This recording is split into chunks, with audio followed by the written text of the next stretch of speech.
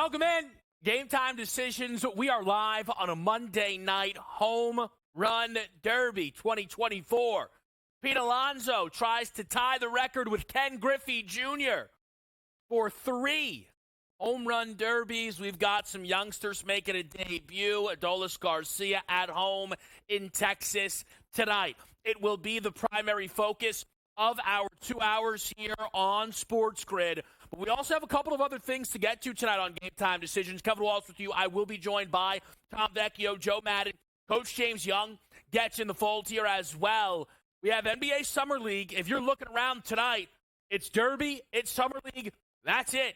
We already had a Team USA game earlier today. They win but do not cover against Australia. We also have the introduction of way more NBA markets. So your first chance to get in the mix, win total overs on 27 of 30 NBA teams, plus odds now out for not just Defensive Player of the Year at some big books. Victor Wembanyama, you can find it minus 140 for DPOY. We're getting Most Improved, Sixth Man, Coach of the Year, an early read and reaction to some NBA futures and where things could be moving as the summer continues in the association. We'll go through it all here on this Monday night, but the outright odds for the home run derby. Pete Alonso is the favorite, and he should be. He has a track record that no one else in this field can compare to. Realistically, if the home run derby was as loaded as everyone would love for it to be, and I think we've got a really good field, but I'm talking about Ohtani, Judge, Harper, healthy Stanton, you could argue Pete Alonso would still be a favorite amongst that field. I sneaky think it would be Judge, but that is what Pete Alonso brings to the table.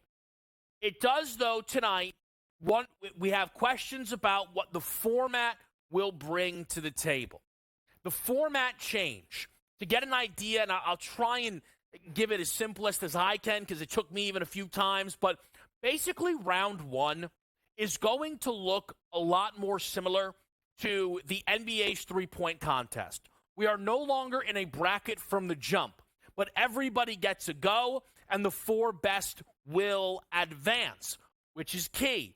You're going to see the hitters get either 40 total pitches or 3 minutes. Whichever of those ends first will then bring everything to a halt until the bonus round. And in the bonus round, you get 3 outs unless you unlock, due to a home run of 425 feet, a 4th out. Typically, at home run derbies, those distance barriers to get that additional bonus, whether it be in prior instances time or in this one here, an out, are easily reachable. So expect every hitter to get 40 pitches / 30 minutes, or 30 minutes, imagine, 3 minutes, and then 4 outs in a bonus round. What that does is it really makes it pretty limitless what we can see from players. However, due to the change, what players are looking for is going to depend on the field. What do I mean by all this? Let's move over and get a look at where everybody sits right now in terms of total home runs. The understanding, the projection, just based on prior derbies, though I do not believe this has been 100% fully confirmed, is the hitters will go in order of their home runs on the season. You want to go last in this type of format. You know what your target score is. So, for wagers such as most home runs in round number 1, if Gunnar Henderson is going to go last, we can just go back quick. If Gunnar Henderson's going to go last, he is not a good bet in that market because it's going to be 4 that go through. So let's just say he needs 25 home runs to advance, and the top marker is 32. If Gunnar Henderson gets to the 25th home run, he might just put the bat down. Now, maybe he'll keep swinging, but he doesn't need to. There are no incentives. There is going to be a bracket, but again, is Gunnar Henderson at that point going to save himself? That very well could be the case. This basically would be the order in reverse. I do not know if the tiebreaker you would see between Pete Alonso and Teoscar Hernandez, alphabetical order, Maybe it is admittedly just a little bit of a guessing game. But this format, once we're removed from round number 1 into the semis, we will see 1 versus 4, 2 versus 3, based on who hit the most home runs in round 1, and then those semis will bring us into the finals, of course. Now, let's take a look at the longest home run. This is one of these markets tonight that we've actually seen under money come in.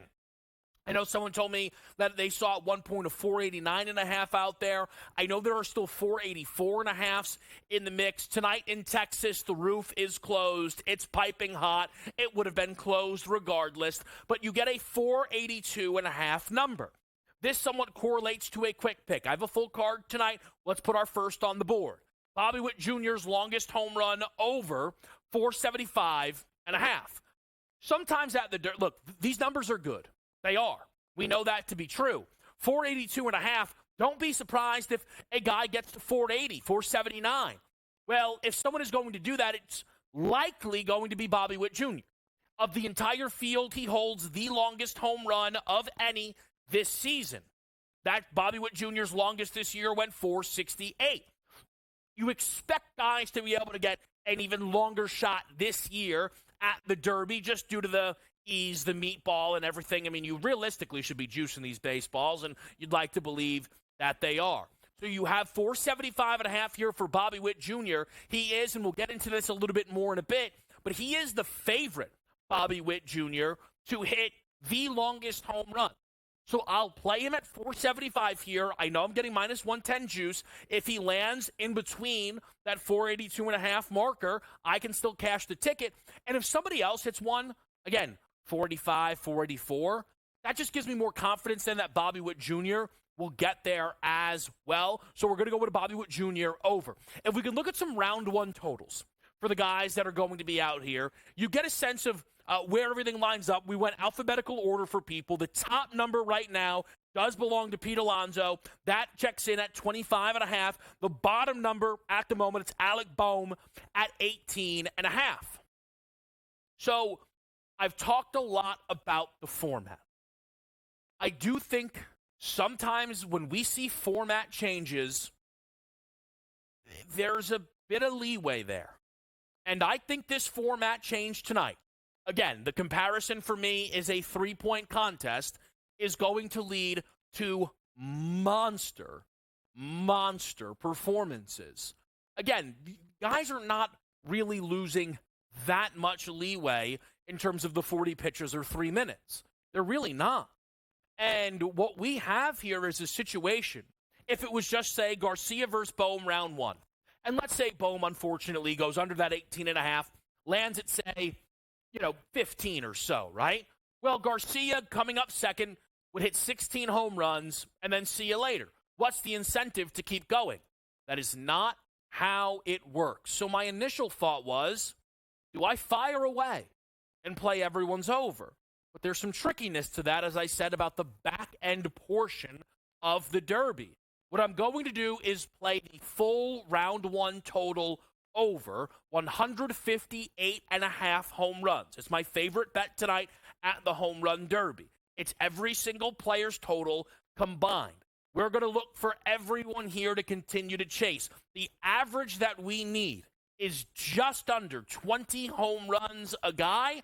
I think we get 4 guys at 25 plus in round number 1. We're going to take a quick break here on Game Time Decisions. The card goes on. We've got some different angles to play here, some more distance props, a long shot semifinal. It's all happening right here on SportsGrid.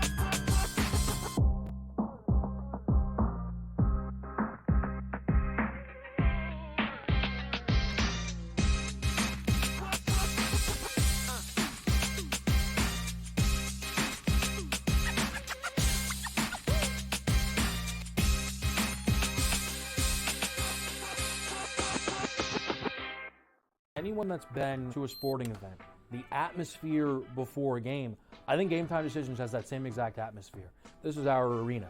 This is what we do. There is going to be an energy to Game Time Decisions that you will feel night in and night out. The excitement you get when you lock your bets in, when you're figuring out what you want to do, we can zone in on the biggest games each night, I want this to be the place that people come to before the games start so they feel as ready as possible to lock in their cards. We are going to hit every single one of those markets that you need to know about. We're going to go through every single thing, and I've got a great team behind me that's going to help me get the job done. There is not going to be a better place, I promise you, than Game Time Decisions to get that new information, react to it, and be able to then bet accordingly. We will have everything at our disposal, and we will use that to our advantage.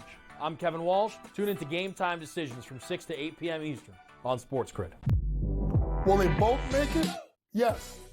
But it has more to do with the fact of the three teams that are not really good at all in Dallas, Washington, and the Sparks, and an Atlanta Dream team without Ryan Howard that's spiraling out of control. If they can get those two teams, Indiana and Chicago, that's going to be a major boom for ratings. Betting above the rim, only on SportsGrid.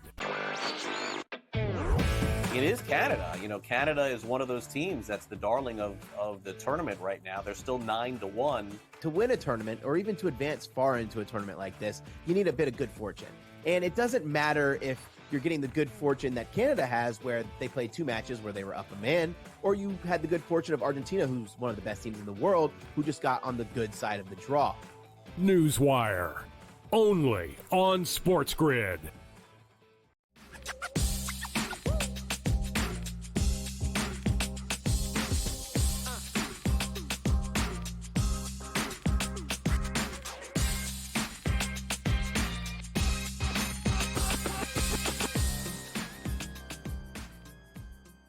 Shall we? I mean, what do we say, folks? Some Game Time Decisions.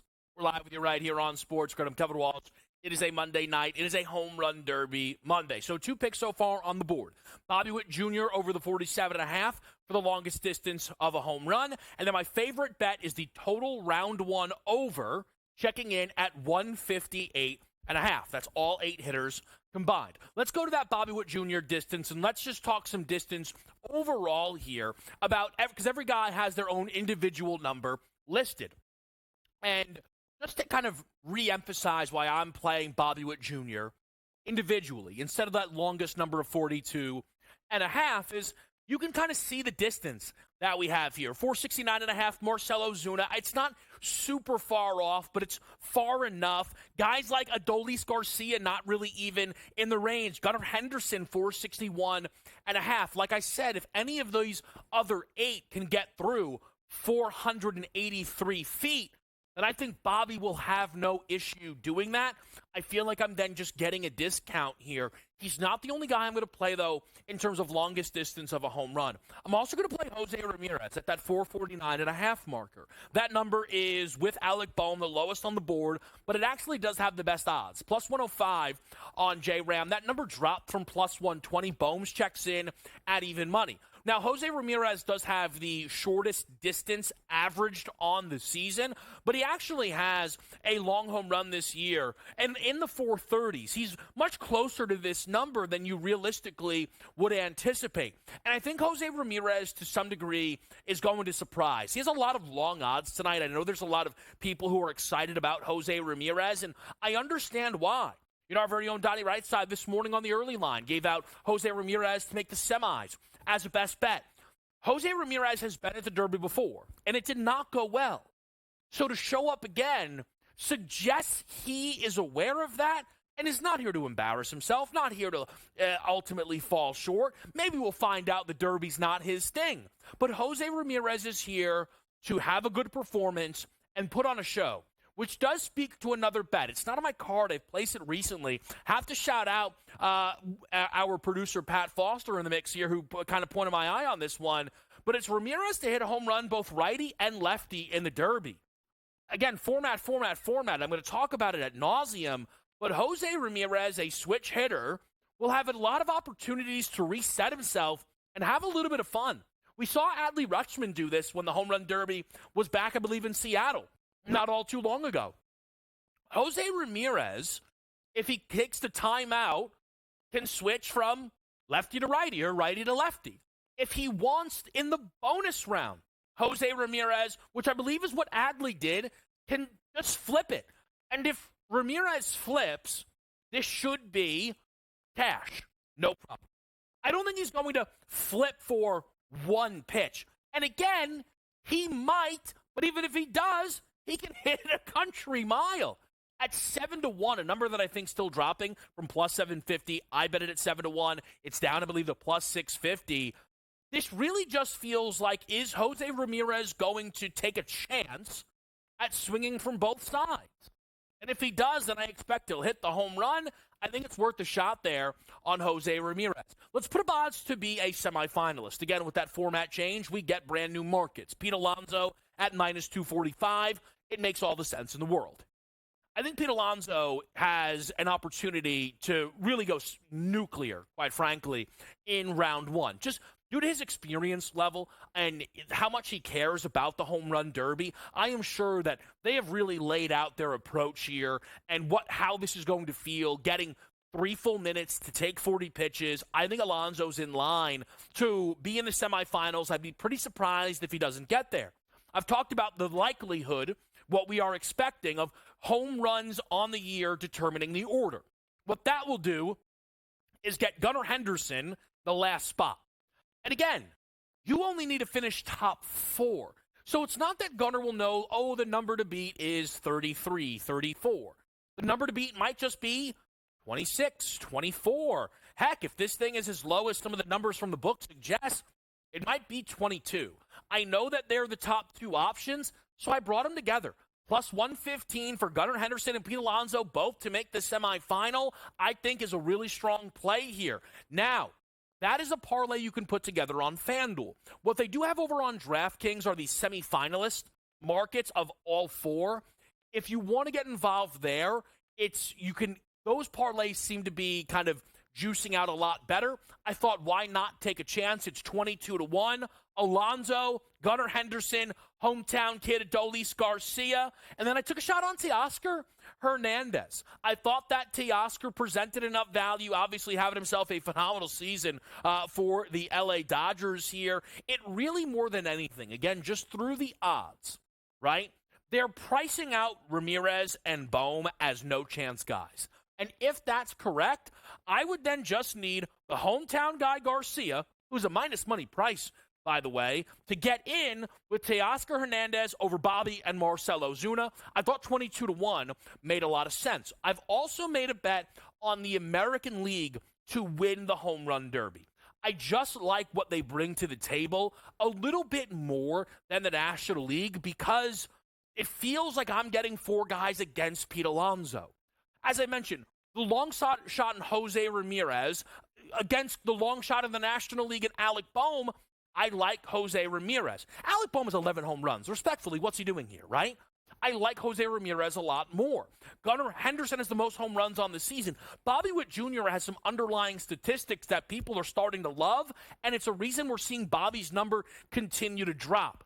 And then I do at times feel that the hometown flavor is a cheat code at these home run derbies. So I bring in Garcia in Texas at minus 115. I think the American League gets the job done here at the home run derby. I don't know if I've missed any of the wagers that I'm on there. If not, we'll kind of run it again for the people, but we're locked and dialed. It's going to be a great home run derby night here. You know SportsGrid's going to have you covered throughout the entire session, but after the break, we'll check in Summer League style. What's on the slate tonight if you are going to bet outside of the home run derby, and what did we see from Team USA today? A single-digit victory against Australia. Panic button, or is everything fine? We'll talk about that on the other side with you right here on Game Time Decisions.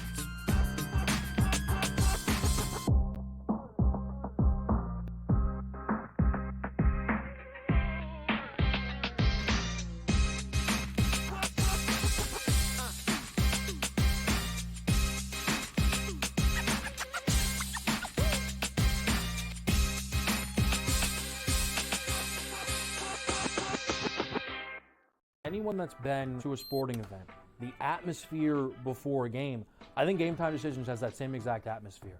This is our arena. This is what we do. There is going to be an energy to game time decisions that you will feel night in and night out. The excitement you get when you lock your bets in, when you're figuring out what you want to do, we can zone in on the biggest games each night. I want this to be the place that people come to before the games start so they feel as ready as possible to lock in their cards. We are going to hit every single one of those markets that you need to know about. We're going to go through every single thing, and I've got a great team behind me that's going to help me get the job done. There is not going to be a better place, I promise you, than Game Time Decisions to get that new information, react to it, and be able to then bet accordingly. We will have everything at our disposal, and we will use that to our advantage. I'm Kevin Walsh. Tune into Game Time Decisions from 6 to 8 p.m. Eastern on SportsGrid. Will they both make it? Yes. But it has more to do with the fact of the three teams that are not really good at all in Dallas, Washington, and the Sparks, and an Atlanta Dream team without Ryan Howard that's spiraling out of control. If they can get those two teams, Indiana and Chicago, that's going to be a major boom for ratings. Betting above the rim. Only on SportsGrid. It is Canada. Canada is one of those teams that's the darling of the tournament right now. They're still 9-1. To win a tournament, or even to advance far into a tournament like this, you need a bit of good fortune.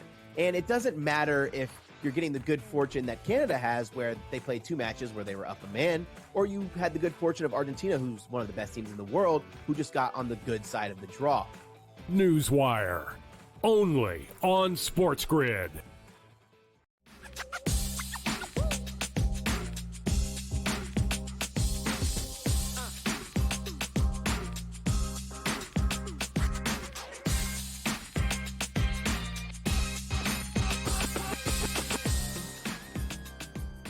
All right, we're live. It's Game Time Decisions. Let's make it happen here, folks. We do have some NBA Summer League tonight. It's really the only place you can get in the mix outside of the Derby tonight.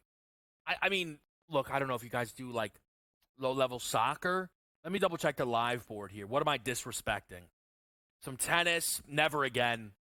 Oh, the Novak situation was not great. Cricket, table tennis, that's the live board right now. And then it has an OKC-Miami Heat game that we have ongoing. Jaime Jaquez is actually playing for Miami, which is a little bit surprising. But there's probably a degree that Jaime wants to play. And I guess he was already in Vegas playing with the kind of Team USA select team that was going up against the national team. So we've got Miami out there against Oklahoma City at 6:30. We'll have Rockets, Pistons quickly. Reed Sheppard has looked like one of the very best players in all of Summer League. He's looked like the best player from the class. You don't want to kind of wildly overreact to things at Summer League, because, again, if you do that, we have a million busts on our hands. But sometimes when a guy just looks exactly how you thought he would, it does jump off the page, and that's what we're getting here from Reed Sheppard. Minus 118, outrageous for 25 points for Reed Sheppard. I would not run to the window on that number, but again, it speaks volumes to the fact that he has just been phenomenal. And that is 100% the case. I mean, there's just no bone. There's no way of arguing it. He has looked brilliant for Houston. However, and again, I thought he was the best player in the class. I said it. I thought he was number one. I thought Stephen Castle was number two. I am not running to his Rookie of the Year market. He has become the second favorite. I still do not think there's a pathway for him starting.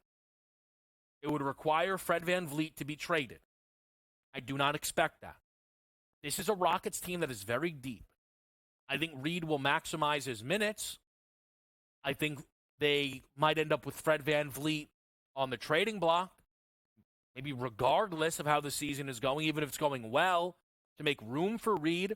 I think by next year, the Rockets are insane if it's not a Sheppard-Thompson backcourt. But I'm not running to his Rookie of the Year market. Ron Holland, by the way, just a little bit of movement on the Holland numbers specifically, who was the 5th overall pick by the Detroit Pistons, a pick that I certainly like there. He to score 15 was minus 115, I believe, in game one. Now the expectation more so for Holland is to get to 20, which is plus 146. He's minus 270, Ron Holland, to get to 15 points there in that upcoming game between the Pistons and the Rockets. We'll kind of continue to talk some Summer League again. Coach will be here, but I thought it was important to bring up a little bit of Team USA, who did play today up against Team Australia. 98-92 final, and some see this. I am sure plenty out there, noon start, didn't get involved with the game. I get it, right? And think, oh, man, this is bad. I mean, this is really, really bad. I watched this entire game. I was on this game. Australia plus the 20.5 for the first quarter over that ultimately worked out. And Team USA was up 16 at the break, laying 26.5 live. They extended this lead to 24. They were absolutely dominating. It was 24-20. I think it was 24, 65-41. They started the second half with their second unit, so they were super fresh, and they just kind of jumped all over Australia. And then they just kind of got sloppy. Started to turn over the basketball. Australia did really well finishing around the basket in this game at times, and they got back into it. It became a little bit difficult for USA to necessarily flip a switch, right, and separate and get it back out to 15, but also they were never in trouble. I mean, they were never in trouble. They weren't. And again, I played Australia plus the 20.5. The bigger thing coming out of this game is the questions around Joel Embiid. Embiid was better in this game than last game, but he still wasn't great. The bigger issue is that Anthony Davis has probably been the best player for Team USA through 2 games. But I do think it is in Steve Kerr's best interest to wait one more game before making the shift. You want to start Embiid against Serbia/Nikola Jokic. Just let that play out and then make your decision if Anthony Davis will become the starting 5 for this basketball team, which I kind of said he should be from the jump. We've got Tom Vecchio on deck.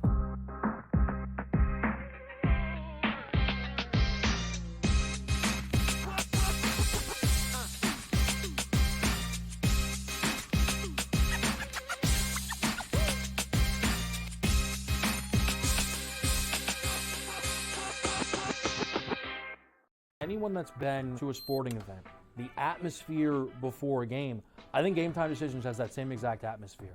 This is our arena. This is what we do. There is going to be an energy to Game Time Decisions that you will feel night in and night out. The excitement you get when you lock your bets in, when you're figuring out what you want to do, we can zone in on the biggest games each night. I want this to be the place that people come to before the games start so they feel as ready as possible to lock in their cards. We are going to hit every single one of those markets that you need to know about. We're going to go through every single thing, and I've got a great team behind me that's going to help me get the job done. There is not going to be a better place, I promise you, than Game Time Decisions to get that new information, react to it, and be able to then bet accordingly. We will have everything at our disposal, and we will use that to our advantage. I'm Kevin Walsh. Tune into Game Time Decisions from 6 to 8 p.m. Eastern on SportsGrid. Will they both make it? Yes. But it has more to do with the fact of the 3 teams that are not really good at all in Dallas, Washington, and the Sparks, and an Atlanta Dream Team without Ryan Howard that's spiraling out of control. If they can get those 2 teams, Indiana and Chicago, that's going to be a major boom for ratings. Betting above the rim, only on SportsGrid. It is Canada. You know, Canada is one of those teams that's the darling of the tournament right now. They're still 9-1. To win a tournament, or even to advance far into a tournament like this, you need a bit of good fortune. And it doesn't matter if you're getting the good fortune that Canada has, where they played 2 matches where they were up a man, or you had the good fortune of Argentina, who's one of the best teams in the world, who just got on the good side of the draw. Newswire, only on SportsGrid.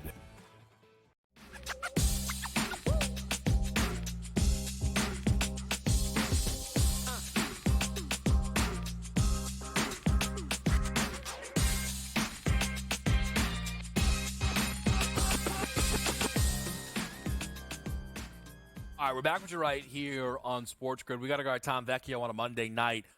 Tom, excited to get into some home run derby. There's some hoops questions actually I'm going to toss your way as well. But how are we feeling at the midway point of the Major League Baseball season?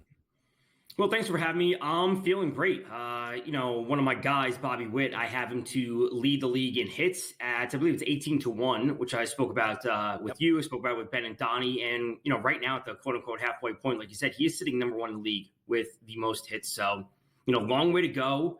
He's in the field tonight. I'm hoping nothing happens to his swing after this, but I'm ready to roll. I'm curious, Tom, because we have plenty of time here. Is that the main... Because I'm sure this is the case for a lot of baseball bettors. Is the Bobby Witt hits leader the main future that you feel like you're tracking right now, kind of from the action that you laid out? Yeah, I mean, I have like an under on Zach Gallen, which we spoke about, under on Nestor Cortez. I think those are looking pretty good on strikeouts, but those were sitting, I think, minus 113, so it's not nearly the same as 18-1 that I have for Bobby Witt. So that's what I'm rolling with. Like, that's the main thing. I had some Acuna props that are obviously done, so I just got to roll with Bobby as of now. Yeah, for me, I have Ellie De La Cruz for 50-plus and 60-plus steals. So okay. I'm kind of just hoping that nothing silly kind of happens with that. The other thing I noticed, and I'm curious, so I played an Orioles World Series ticket preseason, and it's the only playoff-based team thing I have. I have some win totals, right? But I have nothing else. AL pennant, NL pennant. Are you involved anywhere in the pennant or World Series markets yet? I have an Orioles to win the division. I spoke about the Phillies over the Dodgers direct NL outcome this morning with Ben and Donnie. That's going to be my next move. The Dodgers, Glasnow's hurt, Yamamoto's hurt, Kershaw's on his way back, but he's still not.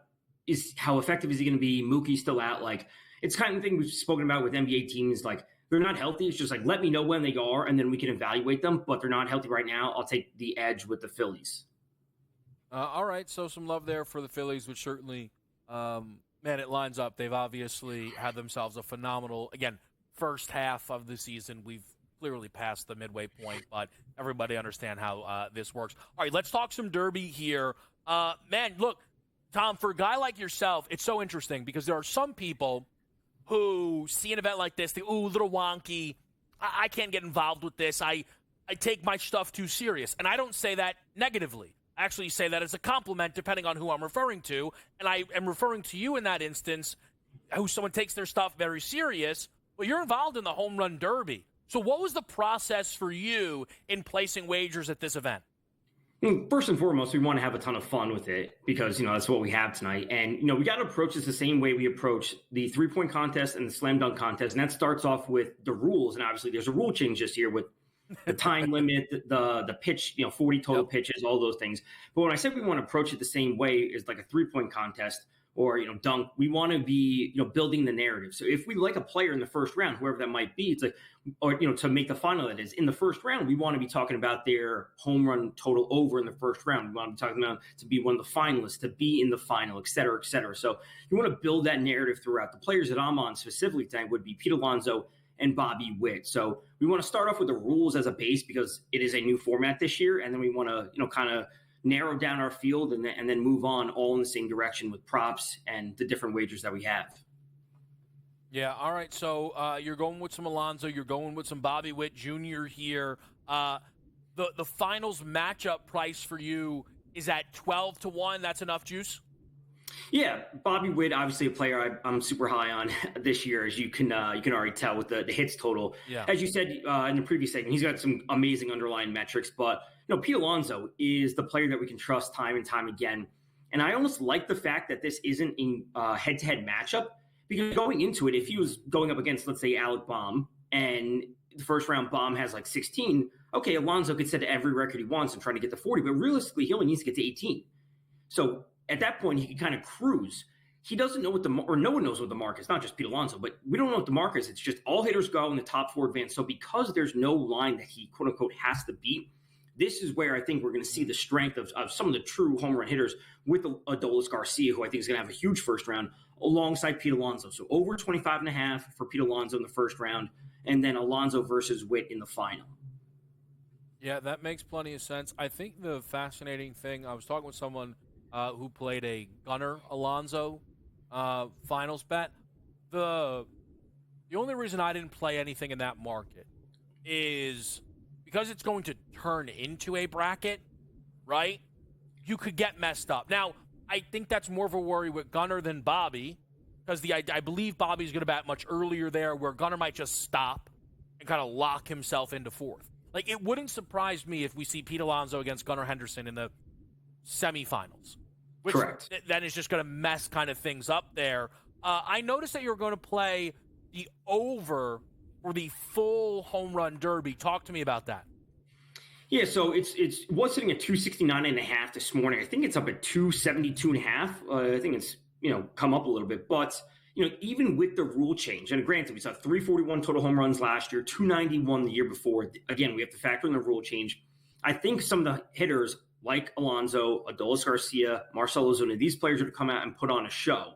That's what we're going to see in the first round. I do expect the home runs to obviously decrease as the rounds go on, but with the 425-foot bonus time, that's where we're going to see the extra home runs come through to push this over. So, yes, there's a time limit and the 40-pitch limit, but as more and more homers go over 425, that's where we get the extra outs for the hitters. That's where they're going to push this total over.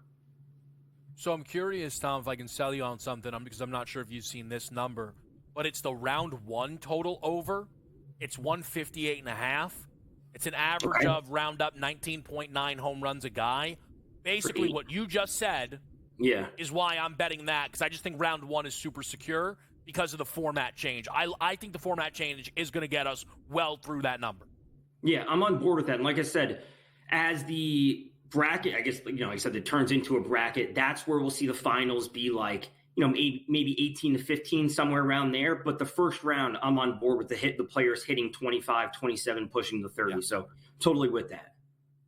Yeah, fantastic. All right, I want to sneak this one quick NBA thing with you, Tom, because futures, risk assessment, long shots.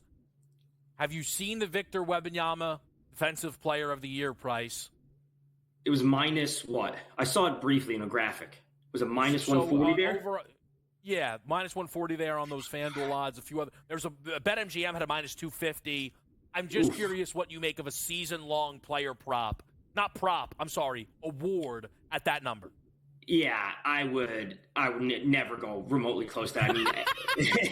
I mean, Giannis is up there like 20 to 1, I thought it said, or 22 to 1. I mean, you might as well just take a shot on that, a player that we know, or at least 30 to 1 on that I'm seeing. Yeah. A player that, I would say hopefully is in for a rebound year, really kind of sour ending. And again, he got hurt. So obviously didn't do anything wrong, but a player that we know can do it, can play at an MVP level. I would rather buy into that number. I'd rather buy into a Jaren Jackson Jr. number. Just like, I'm not laying minus 120 on a season-long award. That's just crazy to me. I agree. I do. And I strongly believe that the books refuse to put him at even money plus 100 because they believe floods of money would have came in. Of course. And the thing is, I think Tom and I will probably tell you if you removed odds. I'm gonna guess. I could be wrong. My guess is he will win Defensive Player of the Year next year. That is my guess. But I'm not betting that number. The same thing I said as soon as Embiid got hurt, the answer was probably Jokic to win MVP. I don't want to say that's probably what it was, and we want to have more excitement in that in terms of fans, in terms of awards, things being super close. But at that point, it was probably Jokic's award to lose, and it's probably just Wemby's award to lose for the entire season. Well, he finished second on a team that had one of the worst records in the league. So he's in a good spot. We'll talk to Coach next, Tom. Appreciate it as always. We're live right here on SportsGrid.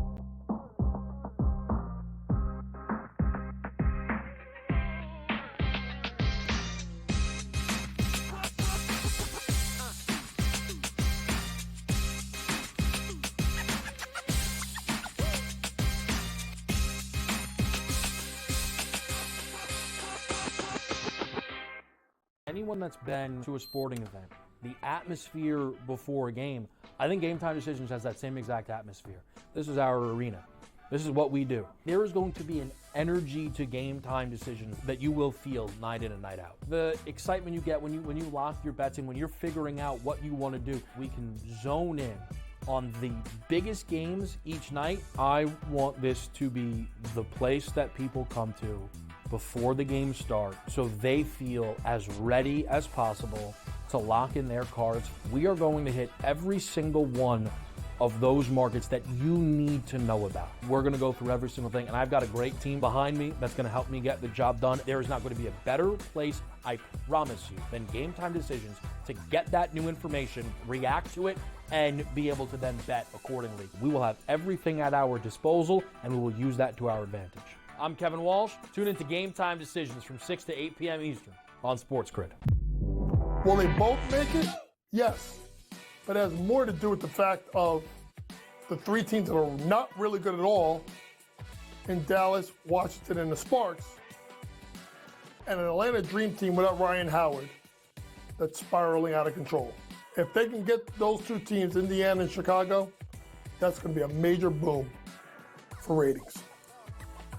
Betting above the rim, only on SportsGrid.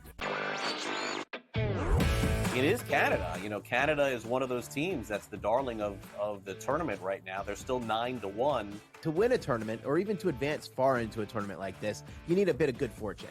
And it doesn't matter if you're getting the good fortune that Canada has, where they played two matches where they were up a man, or you had the good fortune of Argentina, who's one of the best teams in the world, who just got on the good side of the draw. Newswire, only on SportsGrid.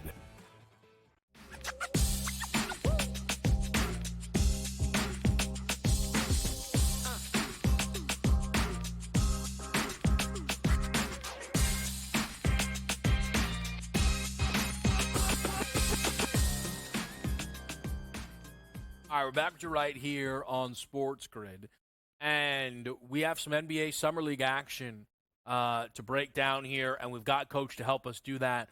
JY, quickly, 2 games are live right now. Did you have any action in either Heat Thunder or Rockets Pistons? I did like the Rockets minus a point. I was a little nervous because before the game I was trying to look for props, and I couldn't find any on Cam Whitmore, so I thought maybe Cam Whitmore was out. He's actually in. So it's 10-7 Detroit. I'm actually probably going to jump in live right now, and I'm going to go take the Rockets because I think they've looked really, really good. And this combination of Reed Shepard and Cam Whitmore have been absolutely fantastic. They have, and Reed has been everything I said he would be. Oh, man. I don't want to get into it. It was a full college basketball season of Coach and I sat here in this little double box asking, why is your best player not starting? Why is your second best player not starting? And that's just kind of what it was. Here's my question to you, JY. The Rockets, I worry about them messing this up because Ime Udoka is not going to be patient. The second he got there, they were like, oh, he's looking to spend big. He's looking to spend big. They recently made a trade where they gave up on Brooklyn Nets picks to get Phoenix Suns picks, basically because they want to get Kevin Durant next year. I love this core. There are so many things to like about this young group here, JY. And sure, maybe they eventually will need to trade some of them. But the fact that they're worried about trading for 36, 37-year-old Kevin Durant, I don't get it. I love what's in the building. I still sometimes worry about what it'll look like in 5 years when I shouldn't. And that's the thing, like, what they need to do is they need to play the long game. Honestly, I think the team that you need to look at is what Oklahoma City did. Even like what the Knicks have done, just slowly get the pieces and then try and get a young guy. If you go through the roster of Houston, right? And I'm curious to see what Steven Adams can give them because that could be either a trade chip or just a backup, right? Dylan Brooks, 28. Tari Eason, 23. Jalen Green, 22. Adrian Griffin, a guy that we like coming out of the draft, got moved there. I like him going with fresh start over there. He's 20. Aaron Holiday, 27. We keep going. Şengün, 21. Shepard, 20. Jabari, 21. Amen, 21. Van Vliet, the old guy on the team, 30. Cam Whitmore, 20. Like, stay the course, Kevin. stay the course and hope that you are this year's Oklahoma City or Minnesota or last year's or a couple of years ago's New Orleans. Like maybe you just take that jump with all these young kids. But if you look at their depth is sneaky good. I mean, listen, you could easily go Amen, Reed Shepard, Tari East, and Steven Adams, Cam Whitmore, second group. That's your second team. So you can be patient. Now, listen, maybe if they knew what these guys would develop, maybe they wouldn't have moved, giving all this money to Dylan Brooks, but that was more of them being impatient. But they got parts. I haven't even talked about Jock Londale, who we'll talk about, who destroyed us in the paint because we couldn't guard the ball today at Team USA. They have Jeff Green as a seasoned pro. Like, I think they're making the playoffs, Kevin. I really think that this could be the team. All right, so let's get into this. Let's get into this, JY. NBA win totals dropped on DraftKings. I'm sure you've combed through these a bit. I'm not saying we're placing bets down here on July 15th. I know that's not how I operate, and I know, Coach might put his in a little bit earlier. Again, I don't think he ran to the window. But, JY, at first glance, the Rockets win total checks in at 42.5. I think this might have gone up a win, by the way. So 43 is what you would need for a Rockets over. You see that number and you think that is too low, too high, or that's a solid number? It's a solid number, but I think they go over it. I think they're a 45-win team. Kevin, they won 41 games and they were awful the first half of the year. Awful. Yeah. Came out of All-Star break, played well, and they were right there for a playoff spot. So to me, and the issue that you're going to have is, just like before, the West is going to be loaded. The West is going to be loaded, and you're going to have a bunch of teams in that 40 to 46 range, right? It's a matter of, who are the bad teams? Like, you look at that division, all right, name one team that's bad. San Antonio is 35, the one to win the Southwest, and they can surprise teams to win over 30 games this year. You keep looking at the Pacific Division. That's the hardest division right now. I like the Kings when they were 5-1. They've already moved to 3.5-1, right? You look at the Northwest Division. Like, the only team I would say that are bad in the West that are going to be like really, really bad are Utah and Portland. Everyone else is going to be pretty damn good. Yeah, I mean, I think the fact that last year's teams that didn't make the play-in, you said Utah, Portland, you're high on Houston. We all know what went wrong with Memphis, and then the other team has Victor Wembanyama. So, yeah, it's going to be competitive out there in the West. But, man, I think it's going to get really interesting when we try and then figure out who are we leaving out and how do we get there. And I wonder if to some degree teams are either going to just be poor, or is it going to just be a situation where injury, like with Memphis, is going to have to wipe a team off its, kind of the map here, right? One team whose odds are not listed is Golden State. It's Golden State, Utah, and Chicago who don't have odds up right now. That's because of the Warriors, Jazz rumors, and then that's a lot to do with the Chicago Bulls not wanting any of the main players on their roster. I don't want to cut us short, but when we come back, I would love to know, JY, your thoughts on the potential Larry Marketing, Golden State Warriors, trade, fit, and if it jumps off the page. And then I do want to get a couple of your early looks from the awards markets that have come out. There's a few win totals that have jumped off the page with me. We'll do that in about 20 minutes. All right, some from the East, some from the West. We'll get there. All right, and there's some awards takes that I'll tell you this right now. Here's a spoiler. Joe Mazzulla is not winning Coach of the Year. He's the favorite. That's not happening. All right, so we can just kind of put that down right now. So there's going to be some value in that market. So there's a couple of things that we're going to tackle here. We've got Coach James Young with us. We're live on a Monday night on SportsGrid.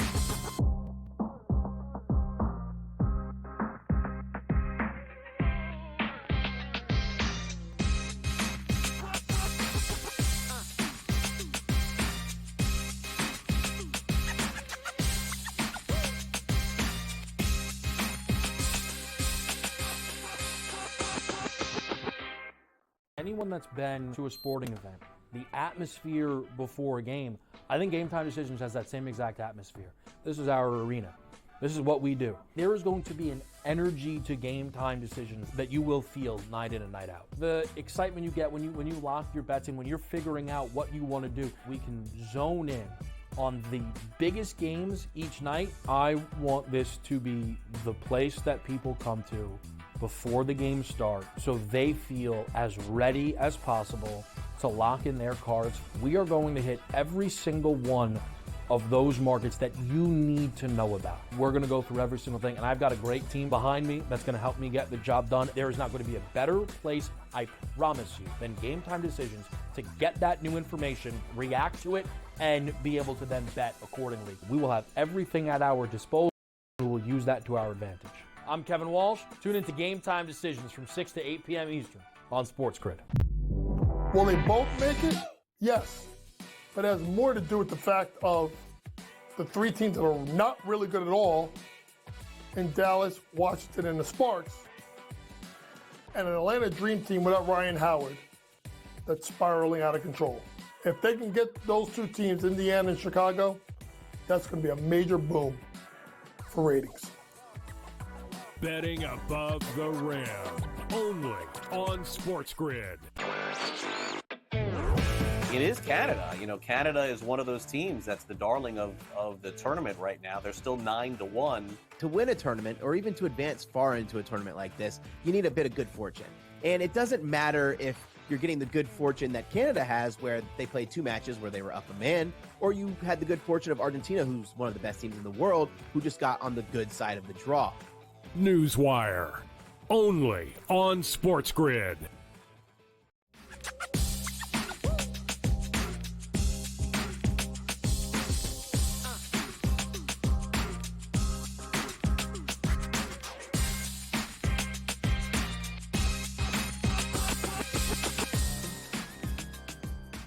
All right, we're live right here. It's Game Time Decisions. JY, appreciate you stopping by here, man.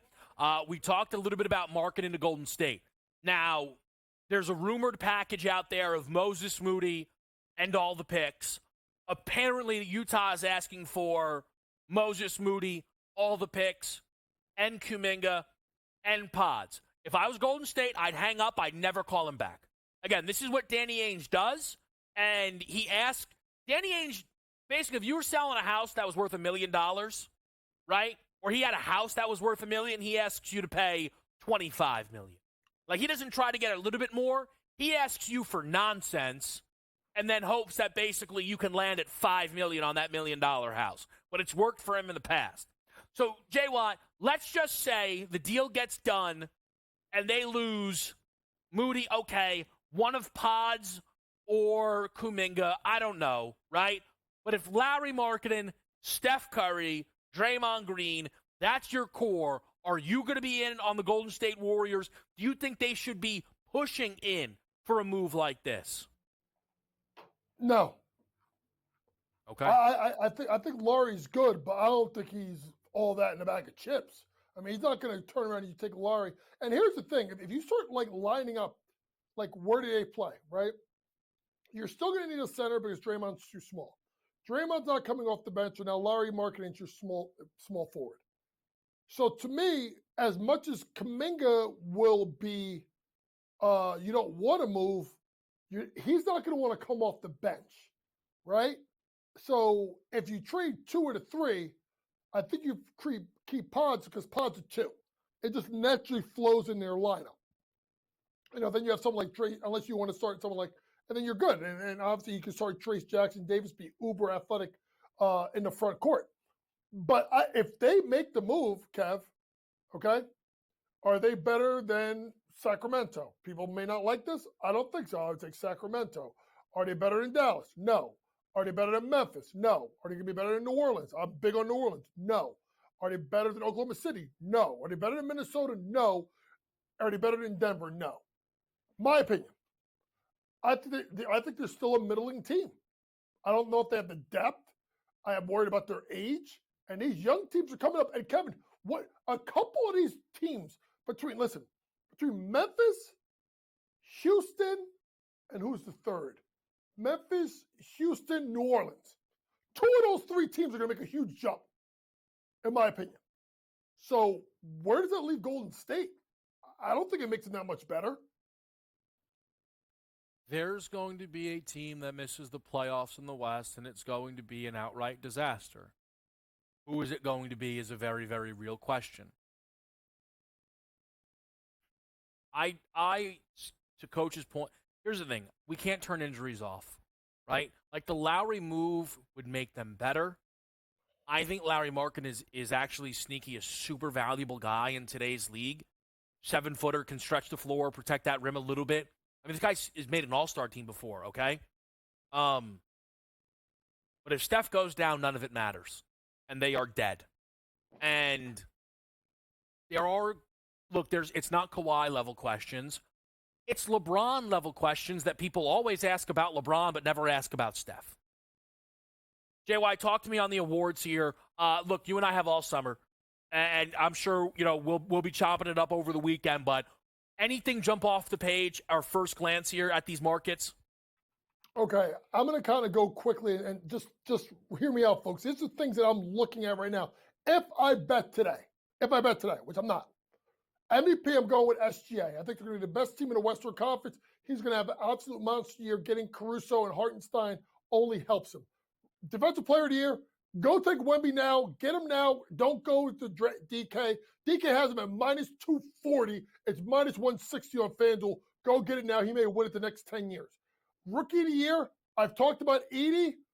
Kevin, like wild take, Terrence Shannon Jr. at 50-1. Because I think Cat can get hurt. You can slide McDaniels to the 4. Then here comes Terrence Shannon Jr. at the 2 spot. I think Rob only starts if something happens to Mike Conley. Most improved, Evan Mobley. Coach of the Year, sneaky. You know where I'm going because you know I love him. 34-1, Kenny Atkinson. I think they're going to be better. I think they're making moves. I am all in on Kenny Atkinson. All right, I'll tell you the main things. I think the Atkinson take's a really good one. I think Terrence Shannon Jr. is insane. I think you are nuts. That's one of your that's one of your wilder ones, JY. I've heard in quite some time. We've got Joe Madden's next.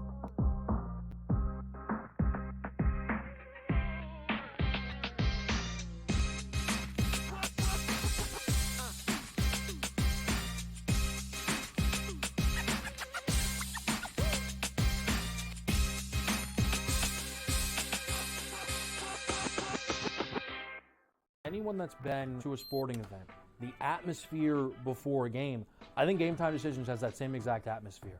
This is our arena.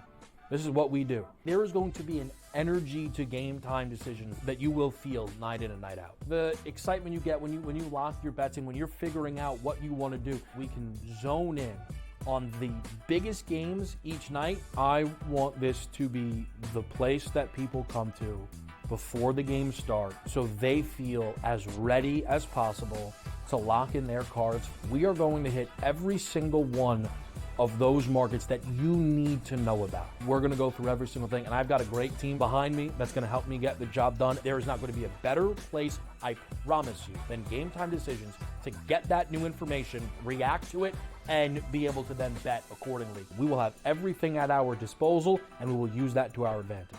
I'm Kevin Walsh. Tune into Game Time Decisions from 6 to 8 p.m. Eastern on SportsGrid. Will they both make it? Yes. But it has more to do with the fact of the 3 teams that are not really good at all in Dallas, Washington, and the Sparks, and an Atlanta Dream Team without Ryan Howard that's spiraling out of control.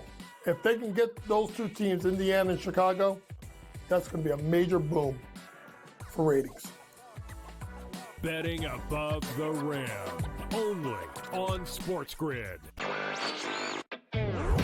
It is Canada. Canada is one of those teams that's the darling of the tournament right now. They're still 9-1. To win a tournament, or even to advance far into a tournament like this, you need a bit of good fortune. And it doesn't matter if you're getting the good fortune that Canada has, where they played 2 matches where they were up a man, or you had the good fortune of Argentina, who's one of the best teams in the world, who just got on the good side of the draw. Newswire, only on SportsGrid.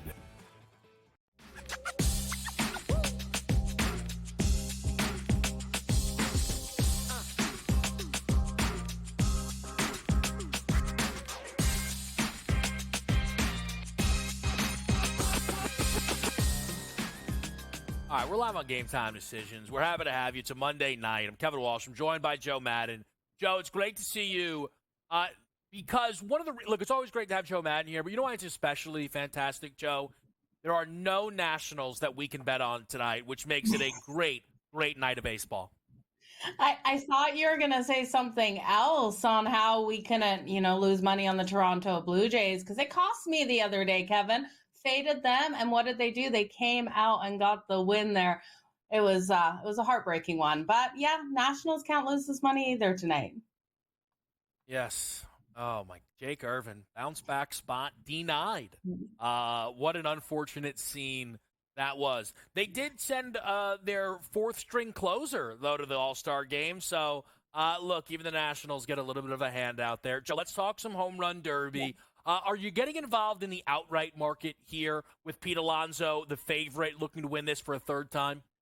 Yeah, and I know Pete Alonso is the favorite, plus 300, you're getting him. But I don't know, Kevin, if he can get it done today. You look at some of the young blood in this competition, and I do think, even though everyone's talking about Gunnar Henderson and Bobby Witt Jr., both of them have every ability to steal this from Pete Alonso. I do think this is a younger guy's game. And I think Pete Alonso probably has a fantastic first round, especially after what we saw last year with Julio Rodriguez kicking him out in that first round. I think he only had 21 home runs and Rodriguez had 41. But I don't think after the first round he sticks around. So I'm avoiding Pete Alonso today.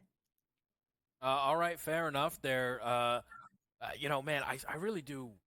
It would be fun if Judge was here. He's not, though, Joe. We do have the second choice in the AL MVP race, and that's Gunnar Henderson, who's certainly getting some love here from the markets. Yeah, and that's exactly where I'm going with this one. I think Gunnar Henderson can come out nice and strong in this one. He's only 23 years old, and he's the only true lefty in this. And I do think with his ability to get these home runs, we look at him in the regular season, 28 home runs on the season. I think he has every ability to win this here. Now, he needs to get that ball up a little bit higher than normal, I do think, because he does hit that at a lower angle. So as long as he can get it up higher, I think he has every ability to win. And we're looking at Gunnar Henderson coming in right around plus 380 to win it all. And that's where my money is going to go in this one, Kevin. Yeah, fair enough. Gunnar Henderson right now, Joe mentions plus 380. The second option here. The third option right now, that's Bobby Witt Jr. He's been a big mover, Joe, throughout the odds. This number, I believe earlier, people were finding plus 800s on the superstar for the Kansas City Royals. Do you have any Bobby Witt Jr. bets for the home run derby? I do. I'm looking for him to hit that longest home run out there. Now, this is a hard thing to do, but Bobby Witt Jr. has proven during the regular season he can get that ball and he can get it flying so deep. He's been able to record a 468-foot home run. And I do think in this one, with his ability to go over that 425 and so many opportunities during the regular season, I think we're going to see a nice deep ball from him. He's the batter that I do have the most faith in to go nice and deep. So Bobby Witt Jr. for the longest home run coming in at plus 210 for me, Kevin. All right. I like to look there for Bobby Witt Jr. I played him over the 475.5 for the longest distance of his home run. I also played Jose Ramirez at 449.5 here. Joe, on the National League side of it, Marcell Ozuna is the next option up after Pete Alonso. Any action for you with Marcell in this home run derby? Yeah, I'm going to look at Ozuna coming out here to be able to go nice and hard in that first round. Again, I'm looking at age here, and he is the oldest out there, and I do think he's going to have those struggles after the first round. In that first round, I'm expecting him to hit those home runs and hit a ton of them. His number is coming in at 23.5 at minus 130 to the over, and I will take it over that number. I think he has the best ability to put up a lot of home runs in that first round, and the books think so too. It's juicy at minus 130, but I don't know. You can't even fire up these numbers, Kevin, which is a shame for him. You can fire up Pete Alonso, and we'll be looking at that, but I do think for Ozuna, you look at him over his number of 23.5. All right, so the next one here is me finding out that a market existed that I didn't know existed, and I know they've been populating markets. They introduced the alts. Oh, we're going to have to do some clicking while we're live. Joe Madden, can you let people know what I'm referring to here and how you rounded out the home run derby card? Absolutely. With Pete Alonso, you know he's the favorite for a reason. Pete Alonso looking to make a big spark in this home run derby. He wants to win it all. And I do think, especially with what we saw last year, he's going to get those home runs flying to start. Again, age is a concern. And I do think after that first round, he just won't have the ability to hang in this. But in that first round, we can ult his number. So I am taking him over 25.5.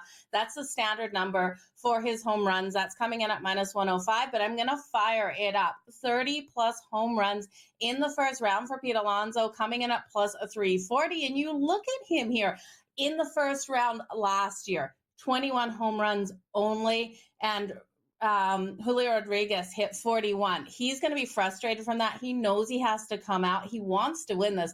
He's going to get over. I think he's going to hit right around 35, which he did back in 2021 in the first round. He was able to hit 35 home runs in that first round. I'm expecting him to hit that same number tonight. And at plus 340, I think it's the best bet tonight on Pete Alonso. He doesn't even have to win it all. You're getting more value. All you have to do is count on him in that first round to go nice and hard and hit those home runs, Kevin. Yeah, so I will say I am hoping that they give us the order before everything starts tonight. Yeah. But I am going off of the idea that this will go from least home runs on the season to most. And what that would do is put Pete Alonso dead in the middle. It would make a Gunnar Henderson and Marcelo Zuna a little bit concerning, because those guys could have target numbers that once they hit, they just kind of drop the bat and it's all good. What I would look to do right now, because I've talked about, Joe, that I think right now what we have is, I think we have some vulnerability in the market due to the nature of the rule changes. And I think that the bonus round could tack on way more home runs than they're expecting. Now, I certainly could be off base here. But if that's true, what I'm going to not only do is, take that Pete Alonso bet that, again, you alerted me to. I'm going to pair it with Bobby Witt probably, and I'll also probably pair it with Adolis Garcia. And I know that those are kind of big money numbers there, but the idea, I just think 30 is a far more accessible number than what the books are thinking, Joe, due to that bonus round, and it seems like you're kind of seeing it the same. Yeah, I'm seeing it exactly the same way, and I hear you about that order, but Pete Alonso's one of the ones that I think no matter what, he's just going to keep going hard in that first round. So once the order comes out, I definitely would play around with a couple of the other guys if you can fire up their numbers. Not a lot of players that I'm seeing that you can fire it up. Pete Alonso was the only one over on FanDuel, but I do think Garcia is a strong look. I think Garcia being the hometown favorite here at his ability to get to the semifinals, I like as well. So if you can bet semifinals in that, but don't forget Bobby Witt Jr., Bobby Witt Sr. used to play there. So he's pretty familiar with this one as well. Yeah, he sure is. This is going to be something. Will be. We're going to have to keep clicking away. Joe, you've given me more homework again while we're on the show. Would appreciate it as always, Joe. Best of luck with everything tonight with the home run derby. Best of luck to you, Kevin. You guys enjoy it. And I believe Joe will be on in-game live tonight, so make sure you're here as the grid will be covering. She's not hosting, but I think she'll make an appearance because Joe Madden's incredible, and she always gets in the mix with the people, which is what we love to see, folks. It's what we love to see. I am going to spend the entire break seeing if they can release the order of the home run derby. And then I'll come back and talk about the Atlanta Hawks, because that's what I do on Game Time Decisions. We'll be right back. We're live with you on SportsGrid on a Monday night.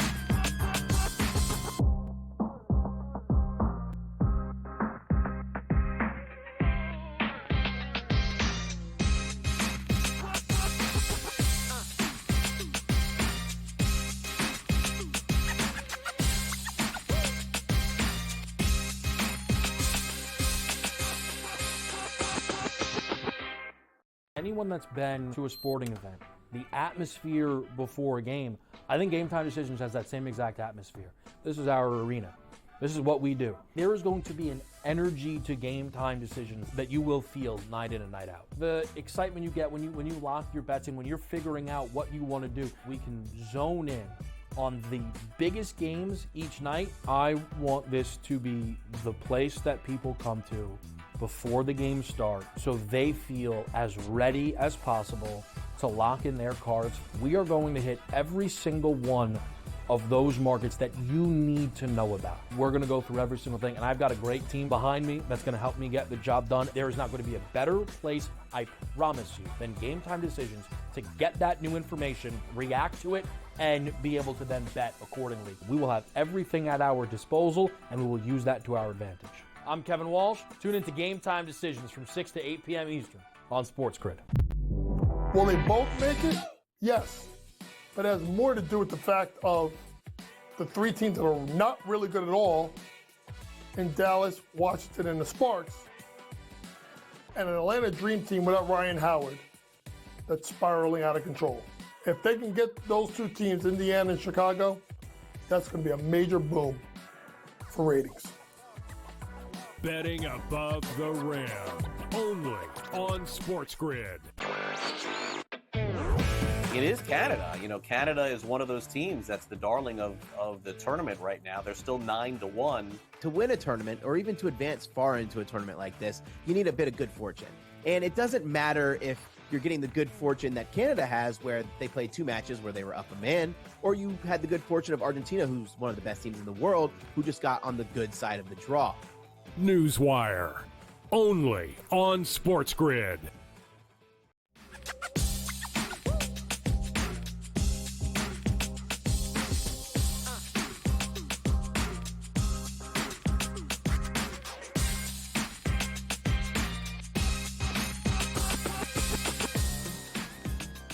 All right, we're live right here. It's Game Time Decisions.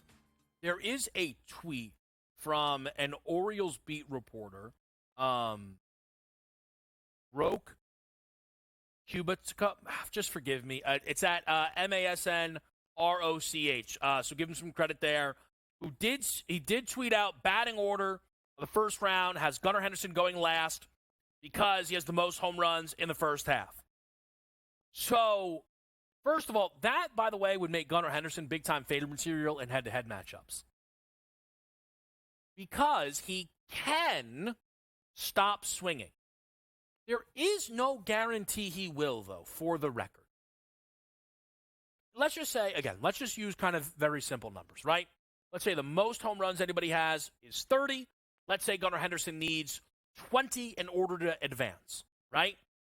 When he hits the 20th home run, they're not going to tell him go step off the field because it's still going to be bracketed and seeded. So Gunnar Henderson, at that point, might just keep swinging to become the first seed or the second seed. Now, he might stop, but there is no guarantee he will. It does make him a little bit more vulnerable. I mentioned this 30-plus market. I am actually thinking, and listen, again, the crew is just kind of on fire today, truly. Let's give a round of shout-outs, man. Chris Koski, AJ Freeze, Sam Yarnell, everybody's crushing it, all right? We're locked and loaded here. We might go round-robin style. Instead of worrying about the parlays, you're getting solid plus money. You can do these by multiples of whatever you would like. I want to kind of figure out the best way for me to do that because I'm already kind of within the Derby. I have my over 158.5 total, right? This is obviously just another way to kind of explore it. So I'm interested here. I really, really am. We'll see what we do. I will also just say, they stopped letting people parlay the 30 home runs.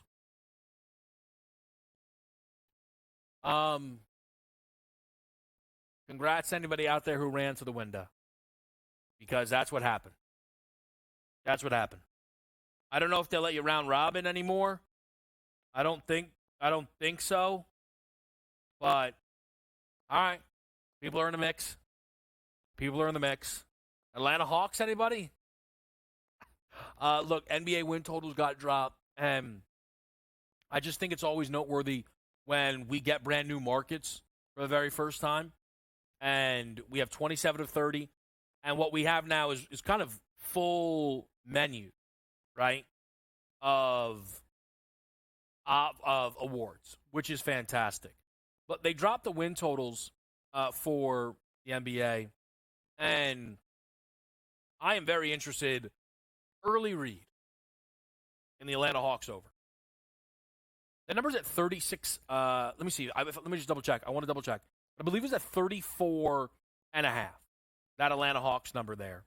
And if that is correct, let me just double check for the people here. As I said, we're not going to kind of lock anything in today. 35 and a half. Might be on the move a little bit. So last year they won, 35 and a half. Last year they won 36 games. There were 41 wins or plus every other year before that. Well, what went wrong last year?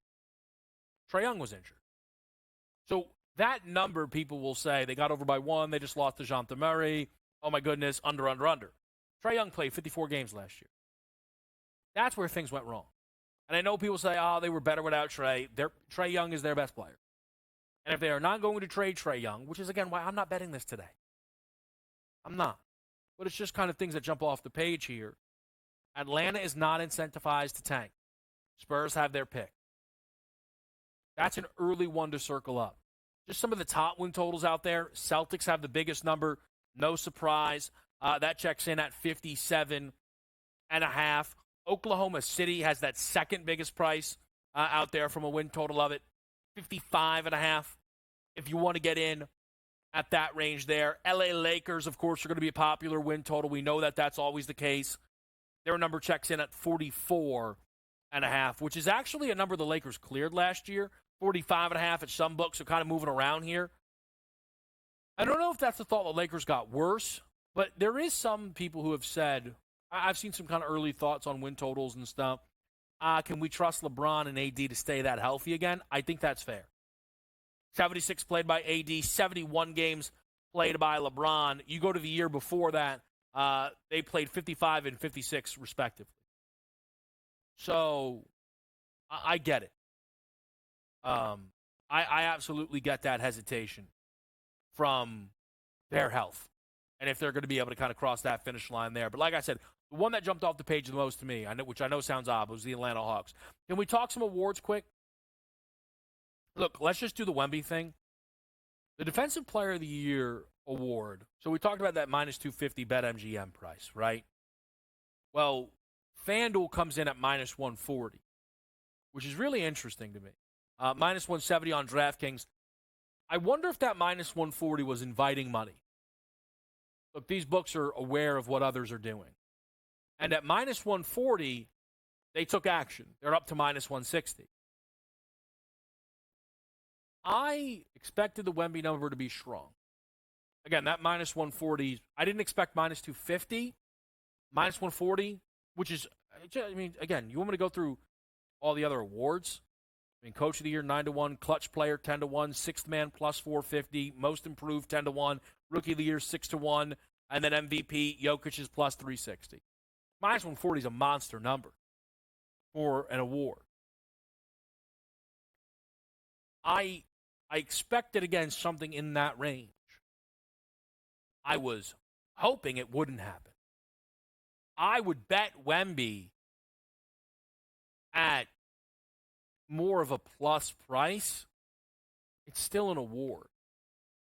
It still gets voted on. He still has to stay healthy. And one of the things, see, it's kind of funny, but one of the things that secretly worked for Wemby last year is who he was going up against. And Rudy Gobert. You want to give Rudy another one? Rudy will never win Defensive Player of the Year again. He'll never win another one. But that means this year he'll be going up against guys like Bam and AD, for example, who people feel have deserved them for a while. Stuff to keep in mind. Come right back here. We'll talk some more Derby for you on SportsGrid.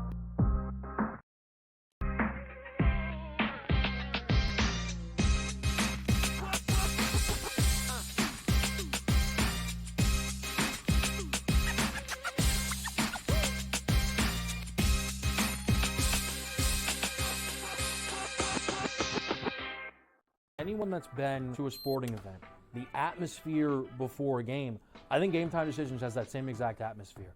This is our arena. This is what we do. There is going to be an energy to game time decisions that you will feel night in and night out. The excitement you get when you lock your bets in, when you're figuring out what you want to do, we can zone in on the biggest games each night. I want this to be the place that people come to before the games start so they feel as ready as possible to lock in their cards. We are going to hit every single one of those markets that you need to know about. We're going to go through every single thing, and I've got a great team behind me that's going to help me get the job done. There is not going to be a better place, I promise you, than Game Time Decisions to get that new information, react to it, and be able to then bet accordingly. We will have everything at our disposal, and we will use that to our advantage. I'm Kevin Walsh. Tune into Game Time Decisions from 6 to 8 p.m. Eastern on SportsGrid. Will they both make it? Yes. But it has more to do with the fact of the three teams that are not really good at all in Dallas, Washington, and the Sparks, and an Atlanta Dream Team without Ryan Howard that's spiraling out of control. If they can get those two teams, Indiana and Chicago, that's going to be a major boom for ratings. Betting above the rim, only on SportsGrid. It is Canada. Canada is one of those teams that's the darling of the tournament right now. They're still 9-1. To win a tournament, or even to advance far into a tournament like this, you need a bit of good fortune. And it doesn't matter if you're getting the good fortune that Canada has, where they played two matches where they were up a man, or you had the good fortune of Argentina, who's one of the best teams in the world, who just got on the good side of the draw. Newswire, only on SportsGrid.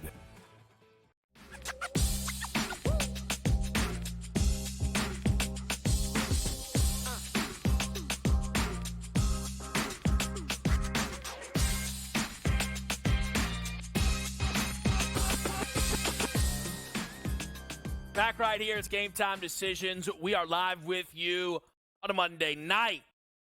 Let's talk some more Derby. We've got the name the finalist markets here. These are your top 10 choices via FanDuel. Gunnar Henderson and Pete Alonso is the favorite at plus 850. A lot of Pete Alonso you'll see at the top here. Ozuna, Bobby Witt. Then you get some American League head-to-head there with Bobby Witt and Gunnar Henderson. I find this to just be tricky due to the format. Again, I know I've talked format a lot tonight, and I'm not saying I hate placing these wagers, because here's the thing. You're getting big prices. You really are. And if you feel strong about who's going to be in the semifinals, you kind of, let's just say if you love a third guy, you can kind of start to pair all these together. And, you're going to then have a really good opportunity. My only concern is just these guys could eat as easily in the semis as they could in the finals, right? So I would probably be a little bit more inclined to go for some of the long shots here. And I think we have kind of, even through the top 20 of those name the finalist markets there. You also have the exact markets, which I know people are going to look to be getting involved with as well. So this is kind of your head-to-heads. Again, down here 22-1, that's Speed over Garcia. And they just keep going, right? So you can continue to get involved there. And we have the exact finish market, right? So now you get, Ozuna against Adolis or against Gunnar Henderson. You're getting big tickets. The big ticket that I took tonight was named the semifinalists, which was because I just think that's just a little bit more controlled. And I took Teoscar Hernandez, Adolis Garcia, Gunnar Henderson, Pete Alonso. That's where I decided to kind of take the long shot on tonight's card, which is listed at 22-1. I did play a much safer through the odds price of Gunnar Henderson, Pete Alonso parlay to make the semifinals. That number is plus 115. It might have moved a little bit. You can slap some boosts on it, get some better odds there if you'd like. But I'm on Gunnar Henderson and Pete Alonso to make those semifinals. I'm on an American League winner here, minus 115. Jose Ramirez against Alec Boehm. I prefer Jose Ramirez. Those two guys are being tiered way different. Okay? I bring those up because if you then take the remaining 6, I like the American League's 3 against the National League's 3 far more. Because I think Bobby, Gunnar Henderson, and, of course, Adolis Garcia all have strong angles, right?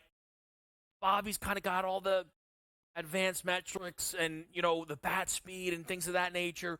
Gunnar Henderson leads the league in home runs, and Garcia is at home. I think what I've noticed, because I have Teoscar getting into that semifinal with my long shot, I don't love Marcell Ozuna here. I really don't. And I think Alec Boehm here is just, it's just a little odd. He's 11 home runs. Where does he rank in Phillies home runs this year? Is he even in front of Trey Turner?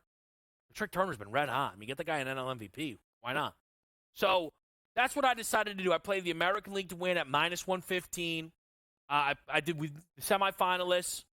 We have a longest home run bet on Bobby Witt Jr., 475.5, and Jose Ramirez, 449.5. I wanted to play exacts instead of playing the field kind of when it comes to those prices. And then my favorite bet. We've gone over a lot. We almost kind of were able to. I was looking for alts. They came and they went. But it's my favorite bet. It's over 158.5 for the round one total.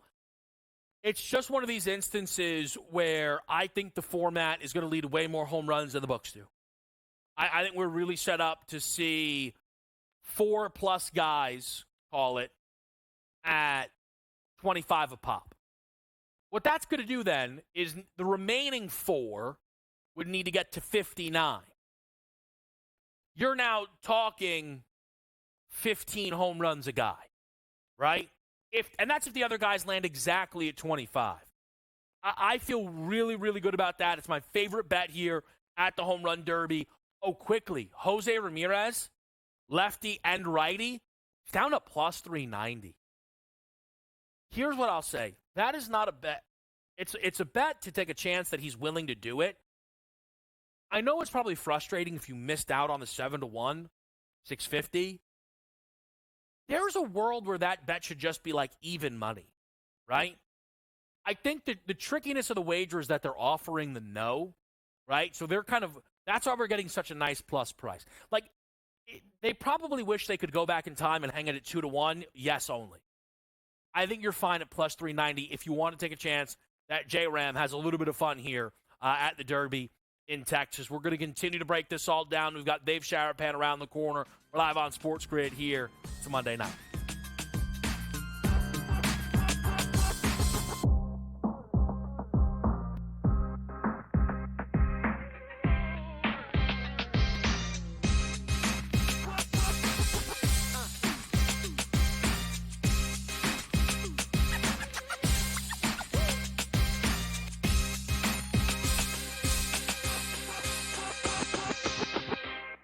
Anyone that's been to a sporting event, the atmosphere before a game, I think Game Time Decisions has that same exact atmosphere. This is our arena. This is what we do. There is going to be an energy to Game Time Decisions that you will feel night in and night out. The excitement you get when you lock your bets in, when you're figuring out what you want to do, we can zone in on the biggest games each night. I want this to be the place that people come to before the games start so they feel as ready as possible to lock in their cards. We are going to hit every single one of those markets that you need to know about. We're going to go through every single thing, and I've got a great team behind me that's going to help me get the job done. There is not going to be a better place, I promise you, than Game Time Decisions to get that new information, react to it, and be able to then bet accordingly. We will have everything at our disposal, and we will use that to our advantage. I'm Kevin Walsh. Tune into Game Time Decisions from 6 to 8 p.m. Eastern on SportsGrid. Will they both make it? Yes. But it has more to do with the fact of the 3 teams that are not really good at all in Dallas, Washington, and the Sparks, and an Atlanta Dream team without Ryan Howard that's spiraling out of control. If they can get those 2 teams, Indiana and Chicago, that's going to be a major boom for ratings. Betting above the rim. Only on SportsGrid. It is Canada. Canada is one of those teams that's the darling of the tournament right now. They're still 9-1. To win a tournament, or even to advance far into a tournament like this, you need a bit of good fortune. And it doesn't matter if you're getting the good fortune that Canada has, where they played 2 matches where they were up a man, or you had the good fortune of Argentina, who's one of the best teams in the world, who just got on the good side of the draw. Newswire. Only on SportsGrid.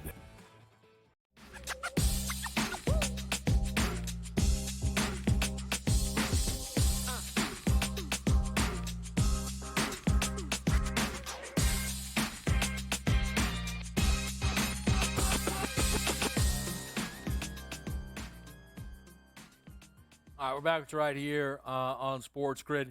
The Rockets are up right now, 42-39, as we're into the second half there. Ron Holland ends up not playing in this game. It's the front leg of a back-to-back. Awesome. Love that we can't be open and honest about injury stuff at Summer League. That's always a great, great time. We love that. We love that. That's so fun. That's so fun. Dennis Jenkins, though, taking advantage. She has 20 for Detroit. Iona did transfer to St. John's, but we'll always know him as an Iona alum. Reed Shepard's getting loose still with 10 early ones for the Rockets. And then we've got Miami up a bunch here as Jaime Jaquez with 23 points playing what, really should be his last Summer League game, but I really don't know why he's played any Summer League games. So that's kind of where things sit. Let's get Dave Sharapan in the mix here. Consig, great to have you, sir, on a Monday night. Braves stuff. Feeling locked in? Yeah, I don't really like to wear this stuff too much. The Brave stuff still gives me I get the shakes a little bit when thinking about 92 and Sid Bream scoring that run and knocking the Pirates out. So, but Ozuna night tonight might be his night. So I said, you know what? I'm going to wear the Brave stuff. We'll have it ready to go. You like Ozuna today at all? Nothing? Anything? Not really. No? But I won't, knock it. I don't think the home run derby is the type of thing where if someone gives you a pick, really without reason, but especially if they have any reason, I think you kind of got to respect it. I played the American League to have the winner at -115, I think it was. Okay. I like their crop a little bit more. I didn't trust anybody enough to play the outright market. I actually wanted to ask you about this, right? Mm-hmm. The guys that you talk to, right? Yep. Do they book anything else for the Derby outside of who wins it? They started to dabble in a little bit more with the distance thing and stuff like that. So starting to expand the menu. I see what they're doing now all over the place. I'm amazed that you do this, but obviously it's a slow sports week. So if you can generate any handle at all, you do. But comparatively contest wise, the 3-point shootout just dwarfs this. The amount of bets and the amount of stuff you take for the NBA 3-point shootout versus the MLB home run derby. Big. It's a world apart. So this is a lot more fun. And I think guys are putting up more stuff to kind of generate some action. See, that's interesting. So the reason I asked the question is there are big rule changes this year, right? Yeah. And I think, essentially, there's going to be more home runs in round one comfortably than the books do, right? So there's an over-under for round one at 158.5. The thing is, I just try and, sometimes you try and, the art of war, right? You get in the mind of your opponent, if you will, the odds maker, right? Mm-hmm. Do they come into the day, hey, listen, man, I've been reading up on the rules nonstop. Here's what I like. My thing is, if I put up an outright market, it's an outright market. Someone's going to win it, and then 7 others are not going to win it. And we'll probably be fine, right? Where when they put up 158.5 round one total, I'm like, all right, listen, I respectfully disagree. I think we blast through this number, and it's my favorite bet on what we have here tonight, Dave. So I just did it in my head. This is how we probably came up with the number. 8 guys, 20 average, 160, drop it 1. See if they bet it over. That's how you make a number. It's pretty much it. So you get half over 20, 1 or 2 or 3 under 20, averages it out. Probably fall 152.5, something like that. That's the thinking. Now, you could be right. 3 guys hit mid-30s in the first round, and you get,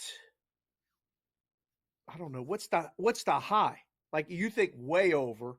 158.5 is a big number. 8 guys, 20 average is 160. You think it could be 170 something? Is that what you're thinking? you know I don't do this lightly. I think we get closer to 200 than 150. Wow. That much more. You know they only get 40 pitches, right? Yes, but the bonus counts. And the bonus is 4 outs. They can hit as many as possible. Now, maybe I'm giving these guys too much credit, Dave, but you're basically giving these guys free run, if you will. Like the 40 pitches is at least timed, right? It's 40 pitches or 3 minutes. I don't think anybody's not going to get their 40. From everything I understand, the 4 outs are not timed. I'm not saying that these guys are going to like step out and adjust the gloves every time, but how many home runs do you think they're banking on in the bonus round? The 4 outs are 4 pitches, though. You either swing and hit a homer or it's an out. You get 4 pitches. No, see, that's not... Add 4 to the number. Now, see, I'll be honest with you, Dave. And listen, that's not my understanding. My understanding is we got 4 outs. You know what that means? I can hit 45 home runs if I got it going. That's not going to happen, but you get my point. You get 3 outs, and you can earn a bonus out. All right, I'm going to pull up the rules. I had them sent to me. This is what everyone's been doing today, by the way. I'm sure all of you right now who are watching and listening, you probably were running through these rules left, right, and center, trying to get your best opportunity to understand them. And I don't listen. So first round in semis, you get 3 bonus outs. Every swing is a homer or an out. So you can keep hitting homers, right? Yes, 100%. If you don't, you get 3 outs. But it's not right. So it's a homer or an out. So that means that I have an unlimited amount of homers available to me. If you go homer, in the bonus round. homer, yes. Yeah. But the catch there is that the 7 and the 8 guys are going to hit 1 more homer than the 4th guy to qualify for the 4th. So if that bottom number's 16, they only have to hit 17. They're still seeded. Correct. So Gunnar Henderson is the expectation is he'll bat last, right? So let's say he needs 20 to qualify, 30 for first place. He might drop the bat. He also might try to go first. We don't know definitively, right? I don't think Gunnar knows definitively. This is his first home run derby in his life. This is the first time he's ever participated in something like this. I don't know. It's going to be fun. This will be one of those ones where I think you'll see different things happen. The rule changes are the biggest thing to me. I hope you're right on we get a more entertaining, a lot of overs. I think it's going to go the other way. The pressure on the batting practice pitchers to throw strikes is immense, which might cause guys to swing at pitches they normally wouldn't. Why, though? Why is it so? Why do you say that? I don't think it's that immense. 40 because you only pitches get in 3 40 minutes. pitches. Ball or if you take a pitch, that counts as a pitch. Does it? 40 pitches. You throw the ball 40 times. You get what you get. Yeah. Nah, see, I can't imagine. See, and I'll be again. If Dave's, that can't be true. We cannot possibly be like, ooh, that's too far outside. Too bad. But then again, also, listen, just groove them, baby. Groove them. Groove them. Right down the pipe. Look, it's going to be really interesting. Who would you have pitch to you? Ooh. Man, they'd have to take it serious. My brother Ryan would take it the most serious. Connor would throw it my head. Ryan would take it serious. We'll be right back. Game Time Decisions.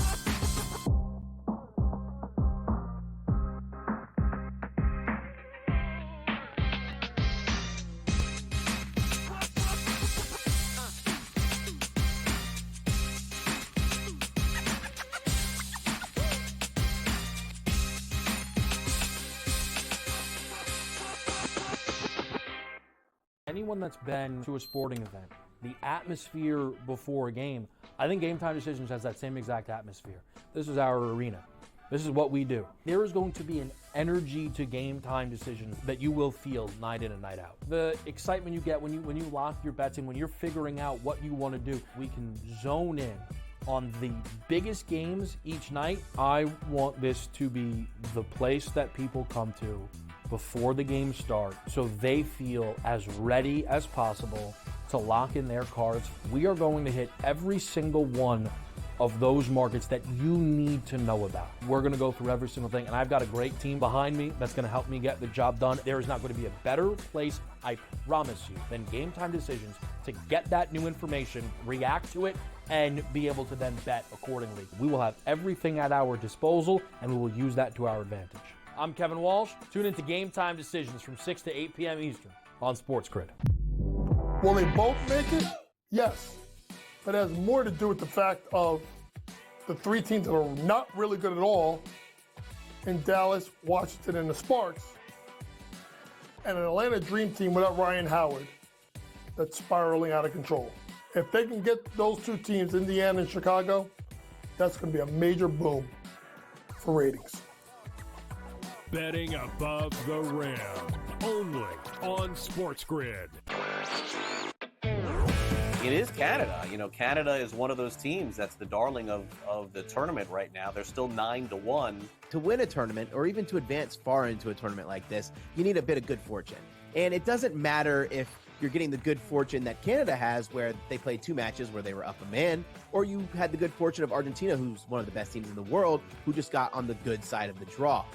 Newswire, only on SportsGrid.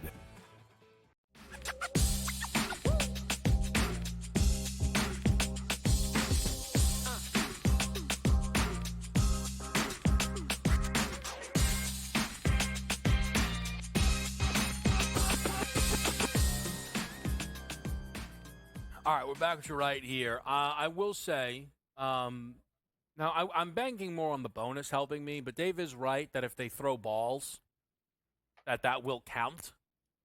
But also, don't throw, like, that is not that difficult of an ask, right? For a guy throwing BP. Is it, Dave? Dave, don't do this thing. Don't do this thing where we pretend throwing BP's that hard. Please. Please, I know you've thrown BP, no doubt in my mind, within the last 365 days. Do not tell me that I need to sympathize with the guys throwing BP.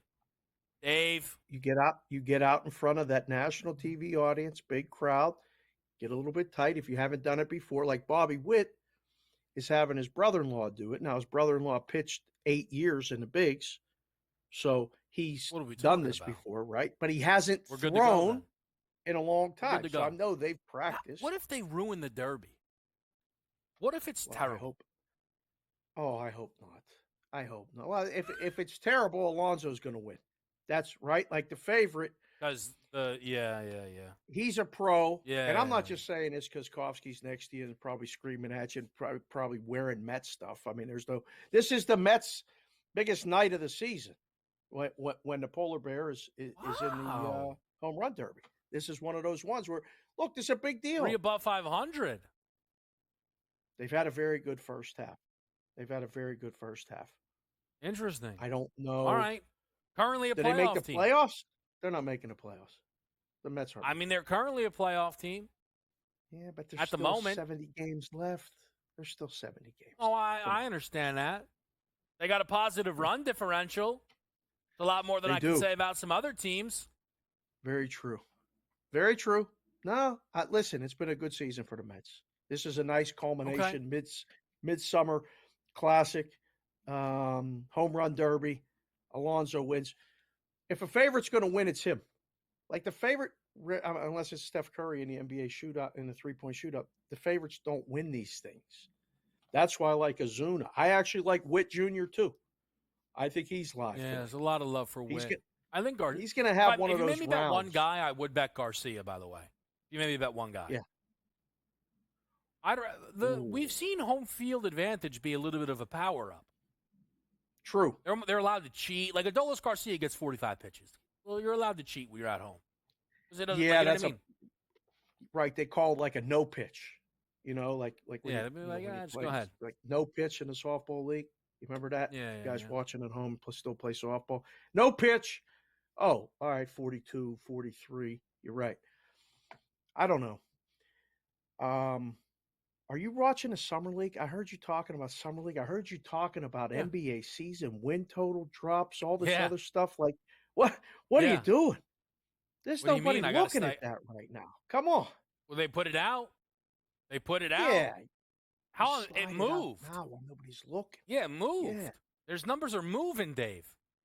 You're saying The season win numbers? by a win or so on some of them. You see this? How about this? See, sometimes I ask Dave I don't even ask him. I just ask him to confirm my thoughts on stuff. So Wemby minus 250 BetMGM, we talked about it the other day, right? Yep. FanDuel comes out minus 140. There's no way FanDuel that has to be, hey, we'll take the bets. Well, they did. It's up to minus 160. But that's what that is, right? Hey, we'll take them. Well, it's a couple things. I don't particularly know the guys in the room over there at Sure. FanDuel, but sometimes when you put it off market that much, you want someone else to copy it, so then you can go bet it somewhere else. That's just fact. I've known that to happen. So FanDuel says, well, they're copying our number. Put that up, and then we'll go over there and bet it. Literally seen that happen. Or two, what you said happens, where they go, okay, we'll take the bets. We'll see if they bet us up to their number, or they take other people and the other joints have to come down to our number. You got a long time for this. This is we got months until we even have to worry about this.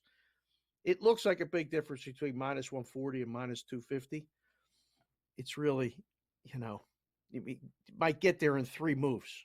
They might somehow gravitate towards the middle. The 250 becomes 200, and 1 or 2 more limit plays at minus 140 go to 60, 80, and $2. They'll come closer together.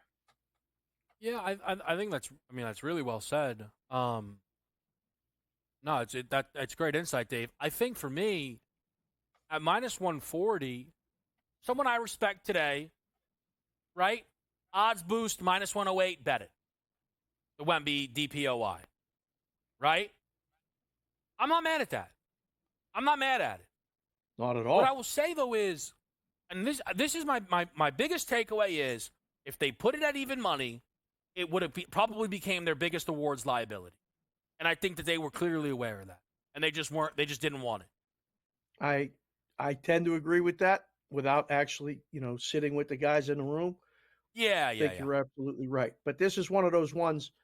How does he not win this, K-Dub? He gets hurt. So that's the only answer. But here's the problem with that, Dave. Here's the thing with that. We used to say that about different things, and it wouldn't hold as much weight. But the NBA changed the rules where Embiid got hurt and literally couldn't win it, right? Right. Like, he was no longer eligible. There's a world that Victor Wembanyama, and look, I have the guy to win an MVP award, right? I am not telling you he's not going to win this. What I'm telling you is he could be minus 600, unfortunate, all of a sudden he becomes ineligible. That's so I'll tell you this. What I would say though is, Dave, if you're playing it now, as that number goes in your favor, because it'll only go in your favor as he stays healthy, just add a couple guys at huge numbers. I'm not saying go way down the board, but I would always look for protection on the ankle turn. Just kind of but that's one of the reasons I bring it up though, Dave. Again, because the Wemby stuff it's going to move with the Olympics too. And you know that. When that France team holds whoever to 42 points, stuff's going to keep moving. We'll be right back here, Game Time Decisions.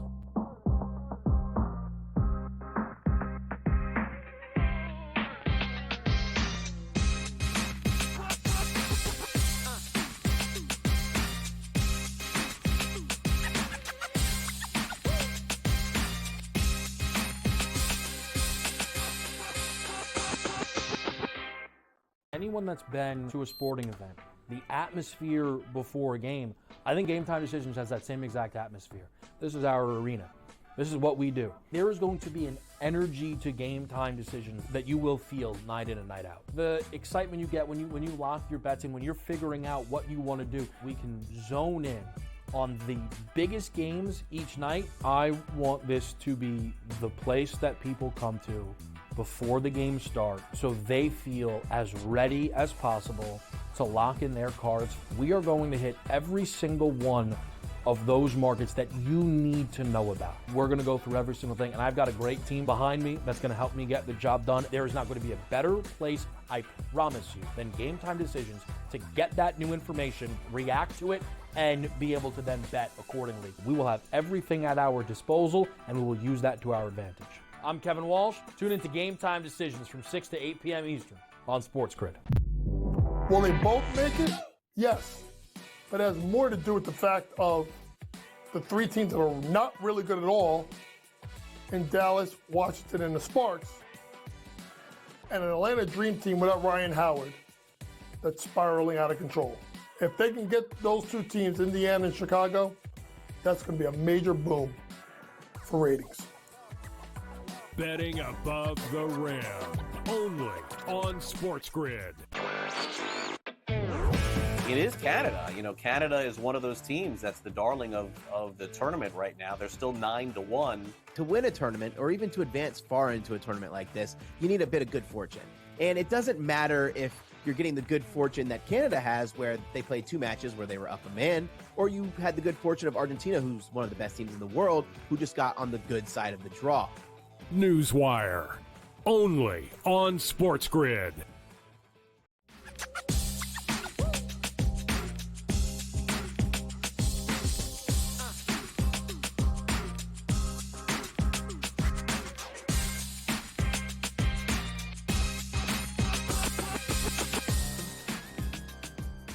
Back right here, Game Time Decisions. The Home Run Derby is coming up. Dave, who are you in the mix with tonight? Let the people know you're going to be on In-Game Live throughout, I don't know, maybe the whole Home Run Derby, a good portion of it. I don't know how long it usually is. Probably be almost take it to the end, depending on how this goes. I think they try to make it, keep the TV to 2 hours. So we'll be on, me and Ranieri, for the next 2 hours. Foster's got all kind of stuff planned and different things for the Derby, along with some NBA futures and some different thoughts. So yeah, he's laid out the game plan. Hopefully, I just have to stand in the batter's box and hit him like Ozuna tonight. Just let those pitches come in. And boom, out of the park. Boom. Love that. I have a WNBA question for you. Let's go. Preseason, I bet the Indiana Fever to win the title at 23 to 1. Ooh. Okay, no, not it was a okay. No, I got the first, yeah, I got a bad number, right? But what if you remember, Dave, and I know you do, the thought was, I just want this to be the number when the playoffs start. That's all I'm asking for. That's I just want them to go to the playoffs. Mm-hmm. So the Indiana Fever are now 11-14. The Indiana Fever started the year 1-8. So that means in a 9-game sample size, they were absolutely, they started the season 2-9, but we'll go 1-8. They started the season 1-8. 9-game sample size of awfulness. But that also means that they are, since that point, checking in at, they're now 11-14. So that means they're 10-6. Okay. That's a much bigger sample size. They have wins over the Liberty, the Lynx, a couple against the Mercury. Yeah.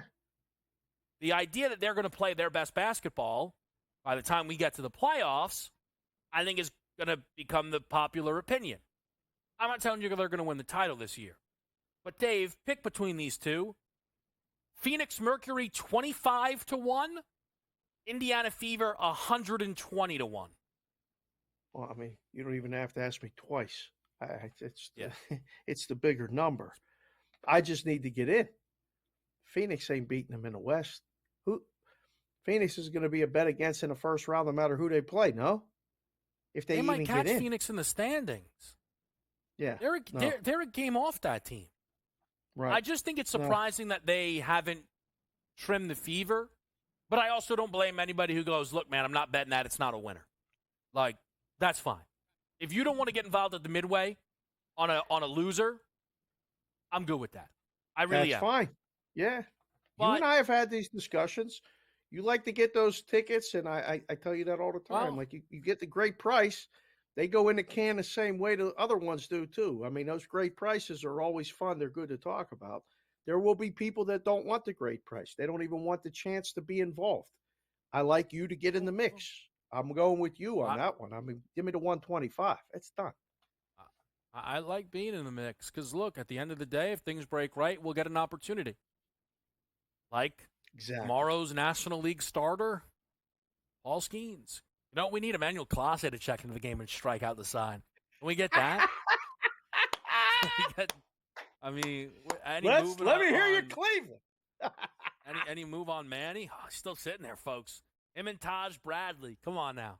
You're telling me How can Emmanuel that Clase? be? How can that be? No, it can't. Same price. It can't. It cannot. Man, Dave, I think we got to let you get out of here. Get settled Enjoy up. the Derby. He'll be live. Yes, sir. Home Run Derby, live coverage here on SportsGrid. Let's run through the card one final time for the people as we are locked and loaded for the Home Run Derby. Consig, I think you can still hear me. There was a bet out there. Jose Ramirez hit a home run, righty and lefty. Started at plus 750. It, at last look, went down to plus 390. Wow. Is he going to switch Any sides? juice? How about that? I think he does. Yeah, somebody, if you know he's going to take a shot at it, that's a great bet. OTB. I wouldn't have thought he would. That's probably why it was so high. Let's get it on. Brew needs it. Rest of the card. Bobby Witt Jr., longest home run, over 475.5. We've got Jose Ramirez, longest home run, over 449.5. We have the semifinalists, 22-1. Adolis Garcia, Gunnar Henderson, Pete Alonso, Teoscar Hernandez. The safer play is the parlay. Gunny and Pete make the semis parlay plus 115. We have an American League winner at minus 115, the best bet. Round one, total homers over 158.5. Let's make it happen. I'll see you tomorrow. In-game Live's next.